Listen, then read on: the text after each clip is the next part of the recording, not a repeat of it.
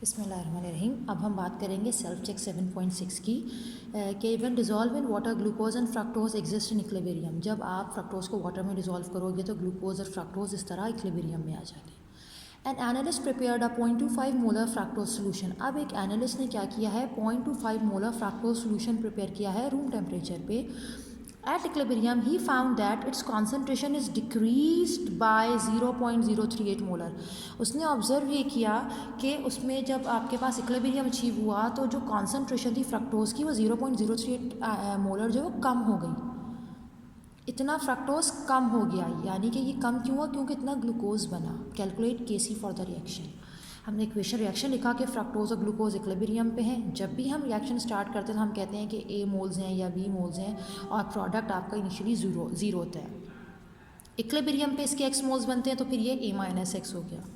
अब यहाँ मोलैरिटीज़ दी गई हैं तो हम डायरेक्टली इनिशियल कॉन्सेंट्रेशन और इक्विलिब्रियम कॉन्सेंट्रेशन टर्म यूज़ कर सकते हैं। एनालिस्ट ने 0.25 मोलर सोल्यूशन बनाया था, ठीक है। 0.25 मोलर सोल्यूशन बनाया था तो इसका मतलब ये हो गई आपकी ए की वैल्यू 0.25।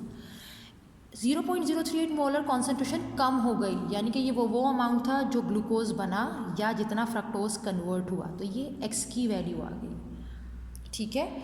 अब आपके पास क्या है, केसी फाइंड करना है। केसी क्या होता है, प्रोडक्ट अपॉन रिएक्टेंट, यानी कि जो ग्लूकोज की कॉन्सेंट्रेशन है इक्विलिब्रियम पे वो डिवाइडेड बाय फ्रक्टोज की कॉन्सेंट्रेशन एट इक्विलिब्रियम। ग्लूकोज कितना है 0.038, फ्रक्टोज कितना है हमारे पास 0.25 माइनस 0.038, 0.038 डिवाइडेड बाय 0.212। फर्दर जब इसको सॉल्व करेंगे तो हमारे पास आ जाएगा 0.179। ये क्या हो गया, इस रिएक्शन के लिए केसी हो गया, ठीक है। अब इसका बी पार्ट हमारे पास, सेकंड पार्ट इसका क्या है कि आपके पास सेल्फ चेक का सेकंड पार्ट ये कि when 3.88 moles of NO and 0.88 moles of CO2 were heated in a flask. जब आपने क्या किया, 3.88 मोल्स NO के और 0.88 मोल्स CO2 के रिएक्शन फ्लास्क में हीट किए एट सर्टेन टेम्परेचर, तो इक्विलिब्रियम पे पता चला कि जो प्रोडक्ट थे वो 0.11 मोल्स थे। आपने केसी बताना है, ठीक है। अब हम अगर बात करें, हम कहते हैं कि जो इनिशियल मोल्स होते हैं ये हम कहेंगे कि अगर ये ए था ये बी था तो इनिशियली प्रोडक्ट ज़ीरो होते हैं। फिर इक्विलिब्रियम मोल्स, इक्विलिब्रियम पे क्या होता है, प्रोडक्ट के एक्स मोल्स फॉर्म हुए, प्रोडक्ट के एक्स मोल फॉर्म हुए, क्योंकि यहाँ 1:1 रेशो है। अब क्या होगा, रिएक्टेंट कितना बचा, ए में से हमने x माइनस किया, बी में से हमने x माइनस किया। क्यों, क्योंकि लेफ्ट ओवर अमाउंट यहाँ आता है, टोटल ए था, जितने ने रिएक्ट किया वो माइनस कर दिया। कॉन्सेंट्रेशन है आपके दो मोल से, कॉन्सेंट्रेशन में कन्वर्ट करना है तो आपने क्या करना है, इसको डिवाइडेड बाय वॉल्यूम कर देना है। अच्छा, अब आपके पास क्या है, इन्होंने क्वेश्चन में क्या बोला, when 3.88 moles of NO and 0.88 moles of CO were heated in a flask, यानी कि ये दोनों क्वांटिटीज़ आपने मिक्स की और फ्लास्क में आपने हीट करना शुरू किया, यानी कि इतने से आपने रिएक्शन स्टार्ट किया। तो 3.88 मोल्स ऑफ NO, इसका मतलब जो NO के मोल्स हैं, जो B की वैल्यू है वो क्या है 3.88 एंड 0.88 मोल्स ऑफ CO2, और जो CO2 हमने लिया वो कितना लिया 0.88 मोल्स। ये हमने मिक्स किए, यानी at equilibrium 0.11 moles of each of the products were present, यानी कि इक्विलिब्रियम पे 0.11 मोल प्रोडक्ट के मौजूद थे, यानी कि ये x की वैल्यू भी आपको दे दी,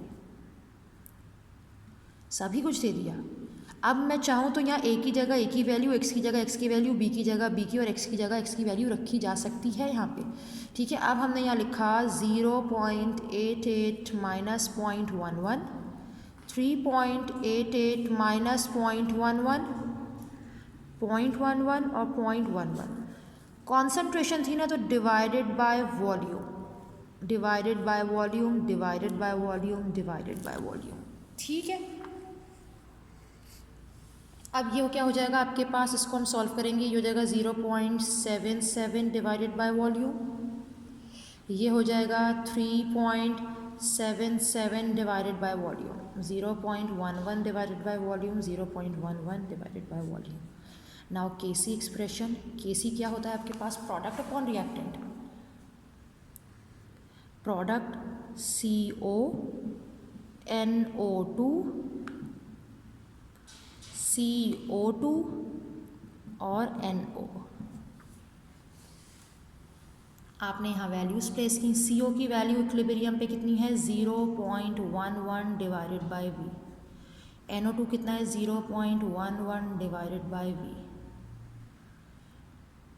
CO2 कितना है 0.77 डिवाइडेड बाई V और ये कितना है 3.77 डिवाइडेड बाई V।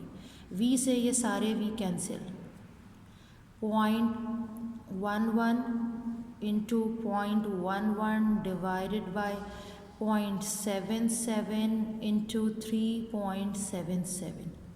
आप जब सिंप्लीफाई करते हैं इसको तो फाइनली आपके पास आता है 4.16 एक्सपोनेंशियल -3।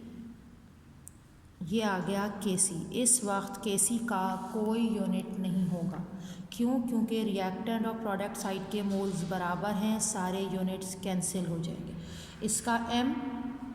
इसका M नीचे भी M और M सब M कैंसिल, तो नो यूनिट ऑफ केसी। ठीक है।